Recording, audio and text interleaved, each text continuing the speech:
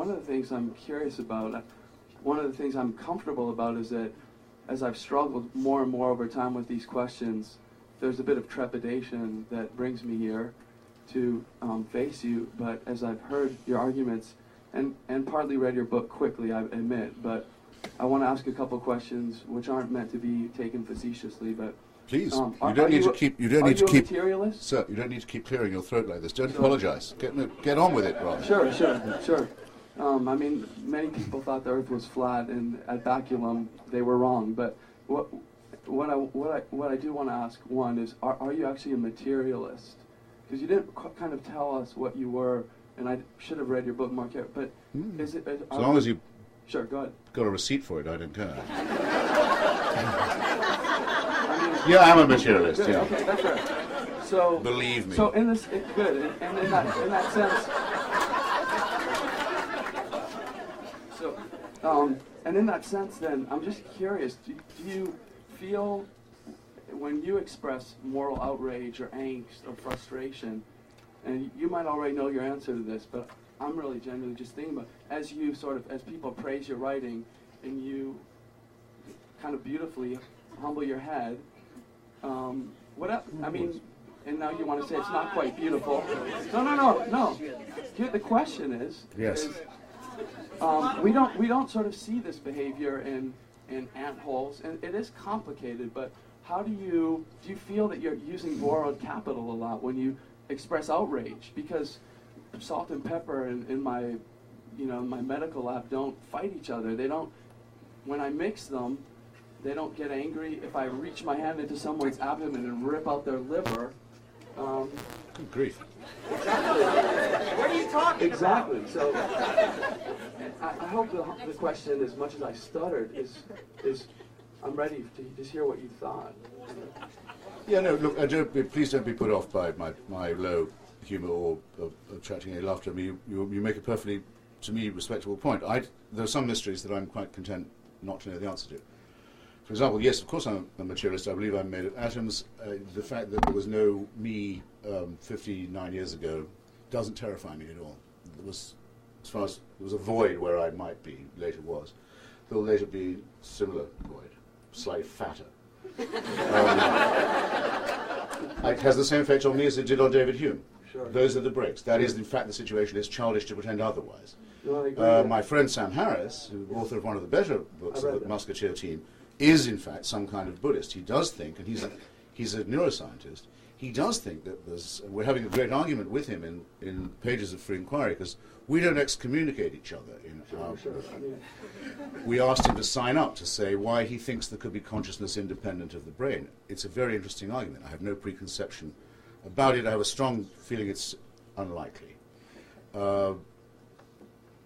Whether it's true or not, that would remain with me as a mystery the following. Why do I care? Why do I bother? Why do I mind about Darfur? Why would I feel impelled, even if I found a wallet stuffed with money on the back seat of a cab and no one had noticed, to see what I can do about giving it back? Why have I got some wallets back that way myself?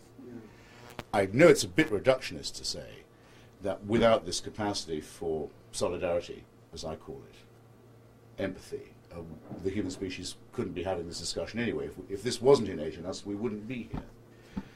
But to say it's evolutionarily positively selective still seems a little much like saying your love is a chemical reaction. So I go to poetry and to music when philosophy fails, knowing that that's about probably as far as I can go. Okay, and it doesn't give me the right to tell anyone else what to do. But in a way, you kind of are right there. Could I just say one more thing? Yeah. Well, I think we should allow for the fact that he's probably in a minority as a believer. But can you make it crisp this time? It will be. And thanks for your terse, you know what I mean? It shall be. Two little quick ones. One, if what you believed isn't true... You see, they don't know when to stop, the faithful. They pretend to be modest, are they? No. No, I'm not modest. I know that about myself. So listen, here's the last question. Okay. As I spun up through the book, it said that you didn't really think there was evidence for Jesus existing. And I wondered, are you Kierkegaard? Are you playing with us, or do you really believe that statement? There's no, this is a plain statement that anyone could make. Jesus of Nazareth is not a figure in history. There is no firm evidence that he existed. I have it in some detail in my book. None of the apostles. You go through Bar Ehrman, so.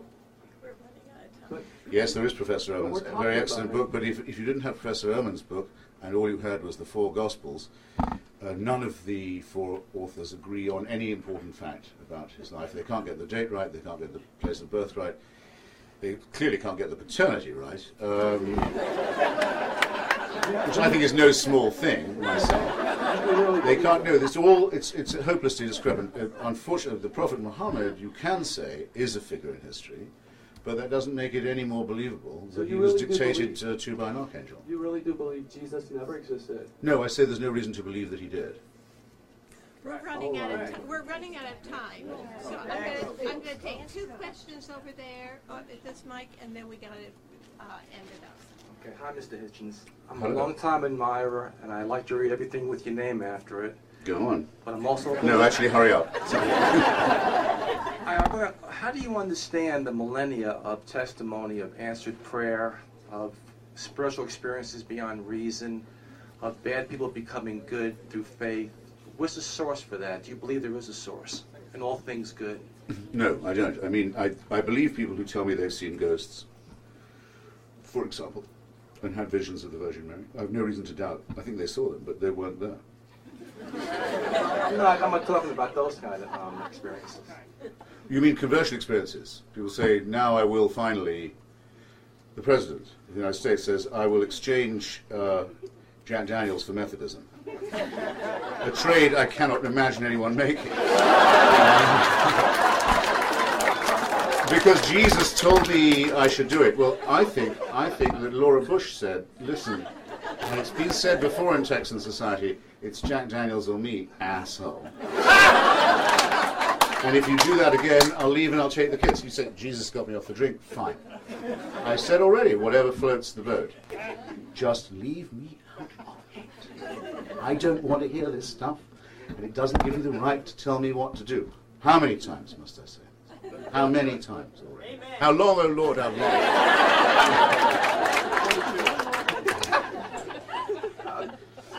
To what extent do you believe someone that is a sincere Marxist, which I understand you have been, or a sincere Darwinist, which you professing as well, to be religious and have some kind of faith?